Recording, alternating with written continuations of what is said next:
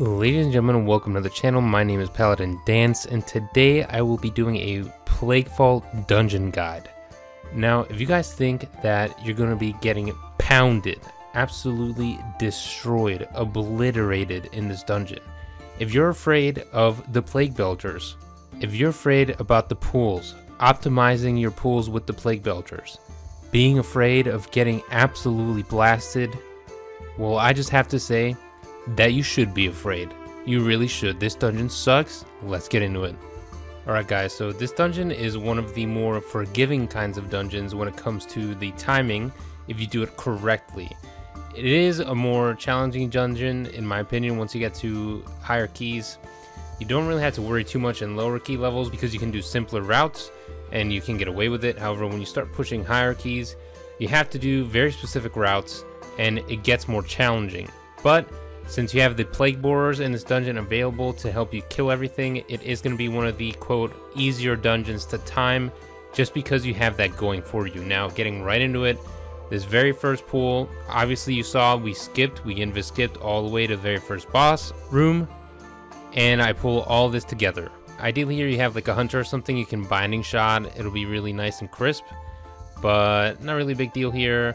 We pull the inspiring together, doesn't really matter, there's nothing to kick or anything, and we're just going to kill down all the blobs. Now for this specific route, and for most of the other routes that are even basic, you're going to pull one of these Plague Belchers and you're going to leave the other Plague Belcher available for your prideful timing. So you'll go pull some more trash after this, then you'll come back and you'll kill that Plague Belcher and get your pride, kill the pride, and start the boss. Obviously, when you're killing these Plague Belchers, you're going to have to CC these small blobs that are coming in. If the blobs reach him, he's going to regenerate health, and he's going to get stronger and do more damage, so you definitely don't want to let that happen. You're going to be able to use all your CCs on that to stop those blobs from reaching him, just like the boss. Alright, so after killing this Plague Belcher, we're going to move on to the next pool. Now here, we're going to CC one of these Plague Borers here, and then I'm going to taunt the other one. What you're going to want to do here is you're going to want to bring that Plague Borer down to a lower HP and bring it together with all the other packs and kill it. So you see my mage here is combusting the Plague Borer. I'm going to pull in the Spine Breaker here. We're going to AoE everything down. Make sure you kill the Plague Borer so that you get that fat damage on all the mobs. Now here they use CC so that I can run away. You do see that I am debuffed this whole time and I haven't really bothered decursing myself. I should cleanse toxins, which I do just there. That's something you want to stay on top of in this dungeon as a protection paladin. You can cleanse yourself. However, when those poisons are applied, the upfront damage does hit really hard. So you're going to have to watch out. You might have to use defensives and whatnot. But as you can see, we kill all that stuff with the Plague Borer. Now here, I'm calling for the other Plague Borer. We wait for the Pat to move away. And then I'm going to join this Plague Borer with the 3 packs on the other side of this room here. Now, you can see those packs are inspired. So I'm telling the team here to bring down the Plague Borer to low HP first. And then we can bring in the inspired packs because these packs do a lot of damage and we won't be able to interrupt them. So I want the Plague Borer to basically be ready by the time we pull them in so that they can do a ton of damage and everything just dies quickly. I do pop my bubble here just so that I can keep everything grouped together. I did take final stand for this dungeon. I suggest you do the same. It does come in really handy for this dungeon in particular. So we go back, like I mentioned earlier, we killed this Plague Belcher, and then we're gonna get our pride. I'm gonna skip over all that because it's very straightforward, and we'll go to the boss. So for the boss here, I'm gonna end up usually tanking him kind of in the middle of the room almost. I'm going to pull him back, and really this boss, the mechanics are simple, right? He's got a Plague Stomp, where you're going to all be knocked back. You can cleanse yourself as a paladin. Make sure to cleanse your other team members when it's off cooldown. Aside from that, he's got a Plague Stomp. Obviously, you just get out of the way of that. It's just a frontal cone. And he's also going to beckon slime. So he's going to summon a ton of small slimes, and he's going to summon a really big slime. The really big slime, you're always going to want to CC. You're never going to kill it. And then the small slimes, you can choose to ignore or kill. Now here, we choose to kill because the boss still has 20-some% HP left. So we want to make sure we kill those down so that they don't ever reach the boss in case we get a second wave of them. However, if you're really close to killing the boss, you don't have to necessarily kill the small ones. You can just go ahead, DPS the boss down, CC the small ones for a little bit, just like you do with the trash, and you should be fine. However, overall, with Lust and Pride on this boss, he shouldn't really take too much time. He's pretty straightforward, the mechanics aren't difficult, and he should flop over relatively quickly.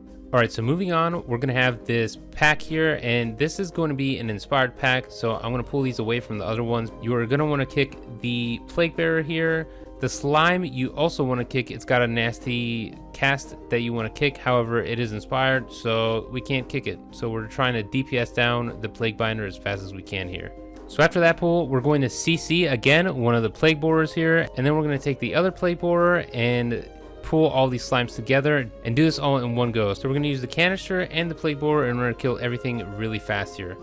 The name of the game in this dungeon, guys, is to use the Plague Borers. Unfortunately, as unfun as it might be, it just absolutely destroys anything in its path. Along with these canisters here, you want to make sure you use these canisters as well. So as you saw, we destroyed that pack. It just died almost immediately. We're going to take the other Plague Borer and combine it with this pack. I do flop over like a fish here. I haven't even taken a look at how I died. I'm pretty sure just the cast went off. I didn't really take a look at the VOD. I will later on, just to make sure I learn exactly how I died, but I'm pretty sure it's just one of the casts went off and I got absolutely pounded. However, I do get B-Res and we recover pretty easily. We're just going to DPS this down and move on to the next pool, which is going to be some slimes next to a canister. So again here, just make sure you utilize the canisters that are available. You're going to want to be kicking these slimes. The casts that go out put a debuff on your team. The debuff does a decent amount of damage, so you're going to want to kick as many of these as possible. Make sure to keep the mobs in there as the canister is going off so that you can get all the damage on there.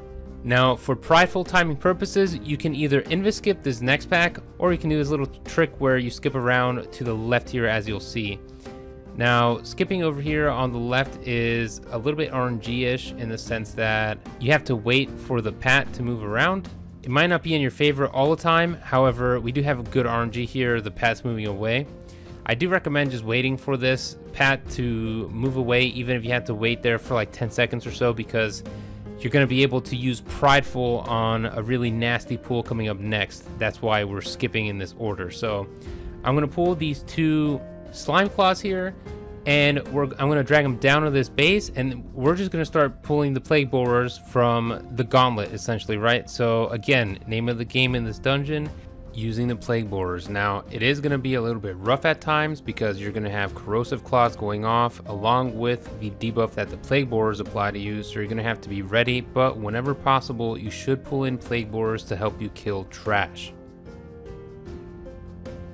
So here, the Plague Borers start coming in. I decide to pull the slime. I'm going to pull the two Plague Borers along with these slime claws. If you do this, make sure you have a defensive up. I do pop Ardent because you're going to be starting to take a ton of debuffs. So you're going to get the Phlegm, which the Plague Borers drop on you, and you're going to get the claws from the other two mobs. So you have to have a defensive up there, and you have to make sure that you're cognizant of using Cleanse Toxins. However, as you can see, when the Plague Borers go off, it's absolutely satisfying. Everything just gets obliterated. Even though I don't really enjoy this dungeon, I do enjoy seeing everything just get one shot by the Plague Borers. There, as you just saw, I got hit by a tornado, and I don't have comms in this video, but while I was getting hit by the tornado, I knew I was going to die. I was saying, guys, I'm gonna die right here. I just got hit by a tornado, and I get absolutely blown up. That was on me. That was 100% my fault. I should have been more cognizant of the tornadoes. However, we keep moving on. Again, pulling more Plague Borers, going into the next tentacle.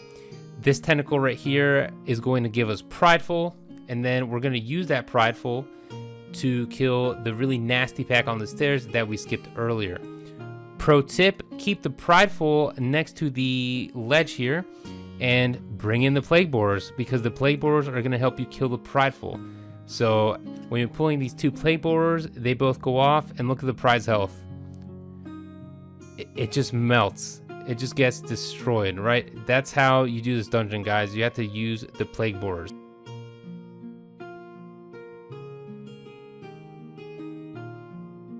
Now, here for this pool, always LOS this back to the ledge here, all right? So move back, because when these packs die, or get low on health, rather, they start moving away and they might pull other packs next to the stairs. So you want to always pull these back, make sure that you pull them all the way back, make sure your team's over here with you so that you can LOS it all back, and when they get low on HP, they're not going to run away and pull other packs that you don't want.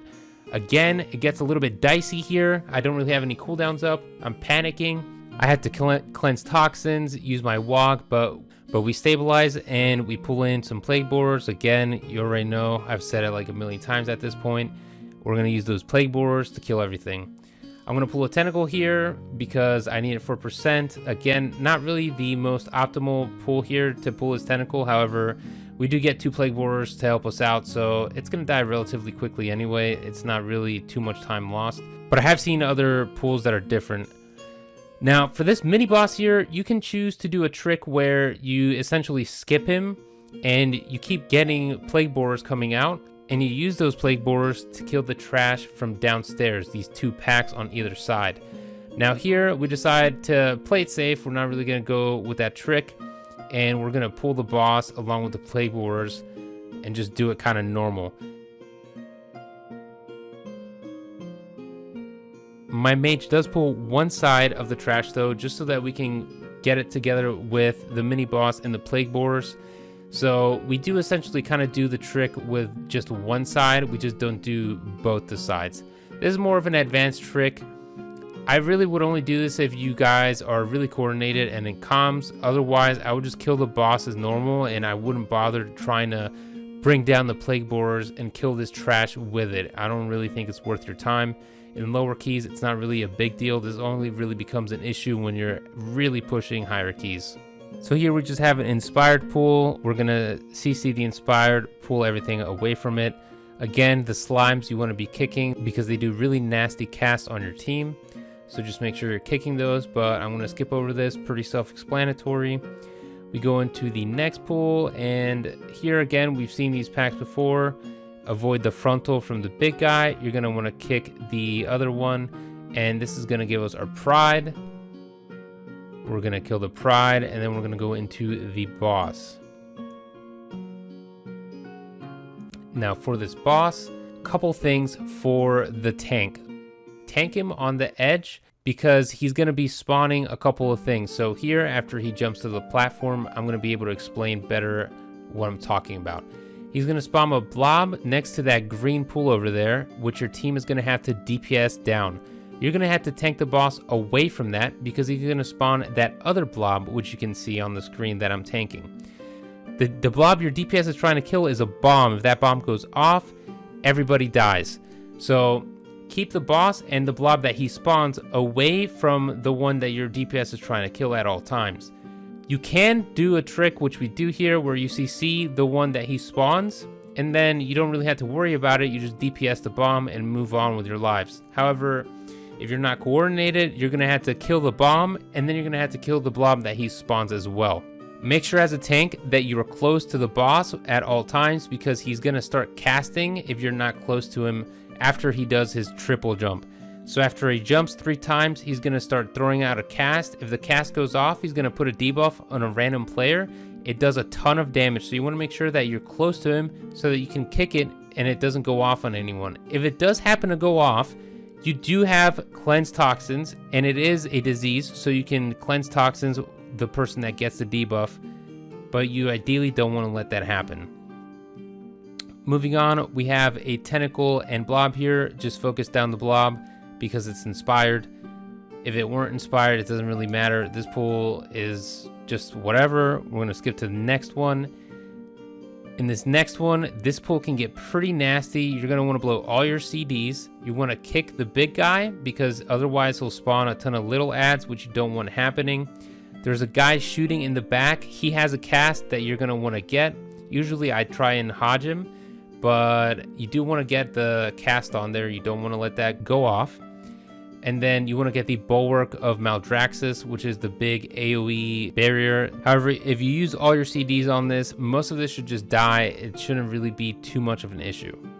Moving on to this next pack. So I'm going to solo pull this here, and a lot of people don't really understand how this mob works, but you do not want to kick this mob because If you kick it, then she will start casting her Stealthlings. I end up accidentally kicking the first one here that we pull, but basically the way that mob works is when she casts Stealthlings, she's going to spawn a ton of little spiders. If you do not have an AoE interrupt, like a stun, a DB, my blinding light, if you don't interrupt them, they're all going to start jumping at random players, and they do a ton of damage, and someone will probably die. So what you want to do is, if she uses the Stealthlings, you want to use some sort of AoE CC on them so that you interrupt their cast. After you interrupt their cast, you just aggro them and they'll die. They're not going to cast anything again. It's just a one-time deal. However, the reason you do not want to interrupt the spider while she's casting the web is because if you do, then she's going to start casting the Stealthlings. So you just leave her there. She'll root some of you guys, but it's not too big a deal because you can just DPS her down and you don't have to deal with the Stealthlings. If you have to deal with the Stealthlings and you're out of CC for them, you're going to be in a lot of trouble. So ideally, you want to not interrupt her at all. For the rest of these packs, you want to interrupt the Bulwark, and we're going to move on to the next pack. So here again, you ideally don't want to let the Stealthlings go off. The guy in the back is going to be shooting at you. I try and stack everything next to him because he doesn't move around, so you want to AoE everything down. However, here we have Inspiring to deal with, so it gets a little bit weird. We're trying to pull out the Inspiring so we can CC everything else. It kind of becomes somewhat of a mess. This could have been a little bit less sloppy here, but we do end up killing everything. Moving on to the Pride before the boss. So I'm going to skip over the Pride because we've seen this a million times. And then we're going to do the boss. So here for this boss, as a tank, she's going to debuff you with a disease. As a paladin, you're just going to cleanse toxins, pretty straightforward. And then aside from that, she's going to spawn her stealth spiders as the fight moves on. Now, sometimes your DPS can find all of them all at once. So the first Brute Assassins cast in this fight, my DPS just find them all, they all come out. I Divine Toll everything so that I get aggro, do a ton of damage. We kill down the Stealthlings. However, as the fight goes on, you're not going to be able to do that every single time, so you're going to have to be cognizant of going around, pulling the Stealthlings out of their web, and trying to gain aggro of everything, because otherwise your DPS is going to be tanking the spiders, which isn't going to be good. So this fight can be a little bit rough in that sense, where you're trying to gain aggro of all these things, while also trying to keep your HP up, because the boss hits hard and the boss also debuffs you. So the fight can be a little bit challenging. Just make sure you have some defensives up. Make sure you're watching your HP. You're ready to use your Word of Glory, and always be decursing yourself with Cleanse Toxins. But aside from that, pretty self-explanatory. You want to find the Stealthlings, kill them, and you want to Cleanse Toxins yourself as often as possible. After this, we're going to drop downstairs, and we're going to go to this 3-pack here. This 3-pack of blobs hits really hard. You have to make sure you get the correct cast here. So my druid's going to Solar Beam here. It's going to interrupt everything. Make sure you use your AoE stuns. You want to ideally use your CC in a chain. So after my druid Solar Beams here, he's then going to put down his tree ends. So we're chaining our CC together in order to help out. My mage could probably DB here. I don't know if she did or not, but that's something else you could do. I can Blinding Light. Obviously, I'm a paladin, so I'm throwing out Avenger's Shield left and right. I'm going to be getting a lot of the casts that are going out. Just make sure to interrupt those packs, and you should be okay. Moving on to these next packs, just don't get meleeed by the small guys. The big guys do hit hard. You can get meleeed by them, though. The small guys hit harder than the big guys, and you'll get literally one shot in about 2 melees. So you got to watch out to not get meleeed here. Name of the game for these packs is going to be kiting. I'm going to pull these 2 here. We're going to kill them down really quick. And after that, we're going to drop down here. Pro tip, always move to the left. You can hug the wall. You don't need the Warlock Gate here. You can just hug that wall all the way to the left. And you want to go to the middle here so that you can simultaneously pull these 2 packs together. If you pull these 2 together, you avoid the mini boss in the middle, and you can just kill all the trash together a lot more quickly. So this is going to save you a good amount of time. As you can see, my mage combusts, the druid pops their cooldowns, and everything just dies immediately. The rest is just the mini boss and the small trash around it. Again, as a tank, make sure you're kiting all this stuff. You do not want to be sitting in melee range for this, because these guys will just destroy you with their melee attacks.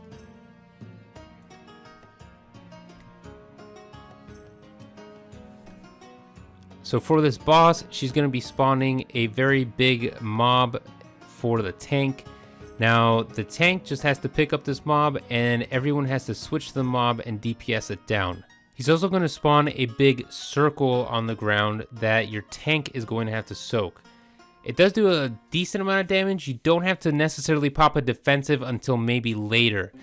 Only your tank has to be soaking the circle. You do not want DPS in that circle. This is only a tank soak. Later on, when you're tanking multiple adds and he also uses that circle, consider popping a defensive. For the infectious rain that the boss does, always cleanse yourself first, and then you can cleanse your healer, unless your healer tells you that you can cleanse somebody else.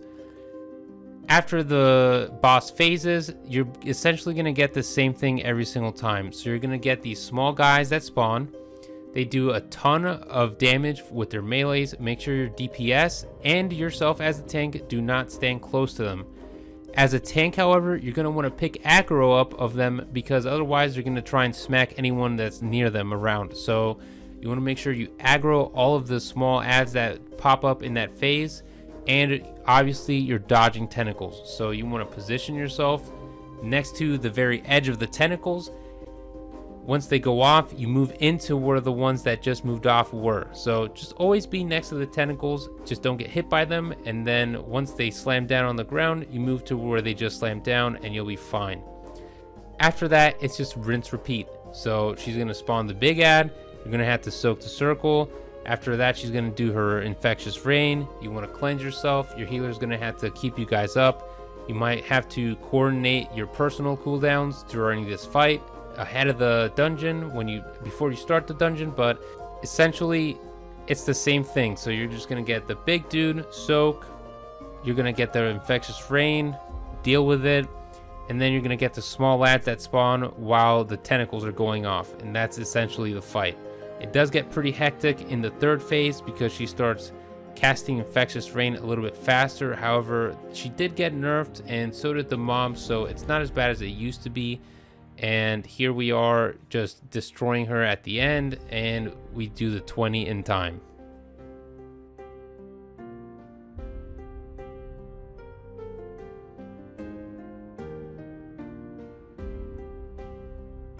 And that's going to be it for Plaguefall, guys. So honestly, in lower keys, in my experience, it's not too bad a dungeon. It's pretty easy.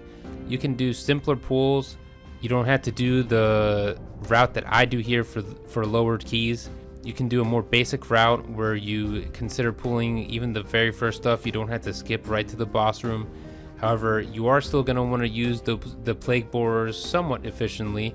So just be cognizant of when you have a pull. If you have a plague borer in there, make sure you keep the packs that you pull with the plague borer in the plague borer's AoE when the plague borer is dying. Otherwise, you're going to miss out on a lot of DPS.